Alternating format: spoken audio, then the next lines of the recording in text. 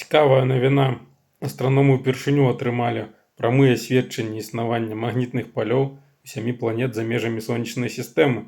З'явіліся дастаткова моцныя доказы, якія дазваляюць не проста меркаваць, а ацэньваць магнетызм планет за дзесяткі і сотні светлавых гадоў ад нас. У даследаванні вывучалі 7 так званых гарачых Юпітараў, велізарных газавых планет, якія круцяцца вельмі блізка да сваіх зорак.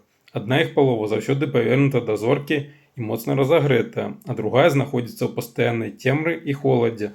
З-за такой розніцы тэмператур на гэтых планетах павінны дзьмуць неверагодна моцныя і хуткія вятры. Але назіранні паказалі нешта дзіўнае.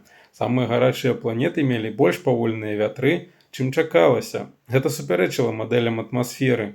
Адсюль выснова, што зараджаныя часціцы ў атмасферы тармозяцца магнітнымі палямі планет, нібы машына, якая раптам пачынае ехаць супраць моцнага ветру.